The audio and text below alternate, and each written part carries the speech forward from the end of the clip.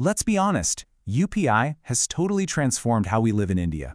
I mean, from paying the chai wall on the street to splitting a dinner bill with friends, it's just so fast, so simple. For millions of us, it's become second nature. But here's a question I want you to really think about. With all that convenience packed into a single app, are you doing everything you can to keep it safe? Or is there maybe a tiny crack in your financial armor you've overlooked? Okay, so we're going to run a little security drill today.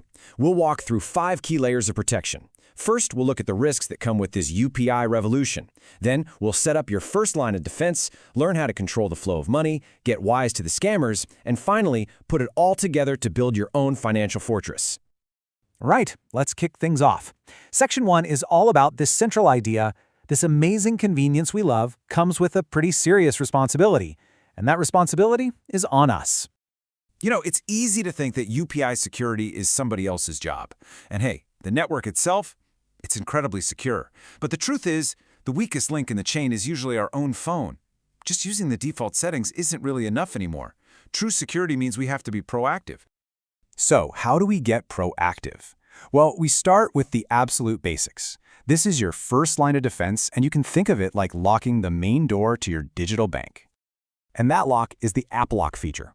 It's a super simple setting in most UPI apps that makes you use your fingerprint, your Face ID, or your phone's PIN just to open the app itself. It's basically a second door after you've already unlocked your phone. This analogy really nails it. If your phone is your house, your UPI app is the safe inside. You wouldn't lock your front door but leave the safe wide open, right?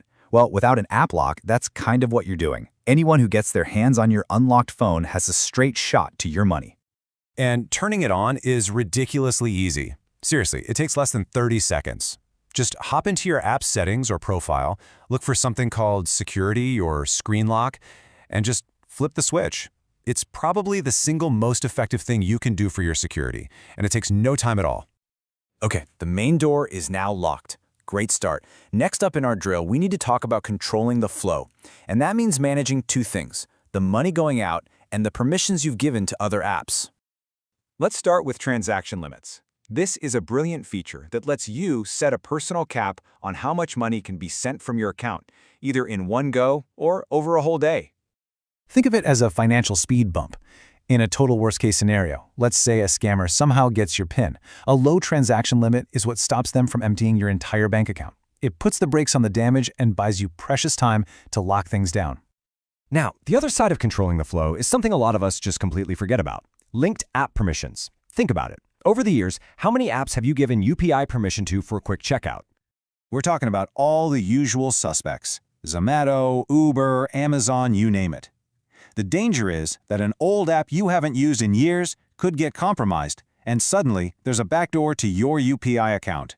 So it's just good digital hygiene to go into your settings every few months, see who has access, and just revoke it for any app you don't use anymore.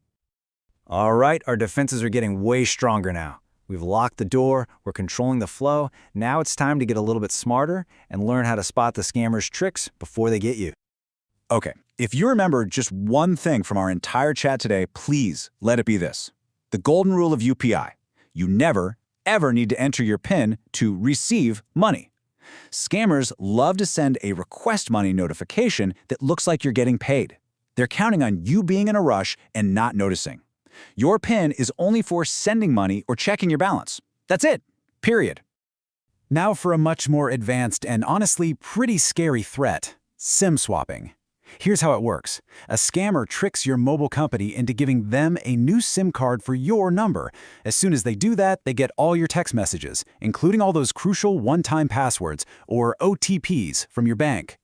So how in the world do you defend against that? Well, you make yourself a much harder target. The best way to do this is to have a separate phone number that you use only for banking. Don't put it on your social media, don't use it to sign up for newsletters, keep that number private. It makes it so much harder for scammers to even find you, let alone target you. We have covered a ton of ground in this little security drill, so now it's time to bring it all home and review the tools you now have to build your personal security fortress. Let's run through our 5-point checklist one last time. Number 1, enable app lock. That's locking your main door. 2, set transaction limits. That's your financial speed bump.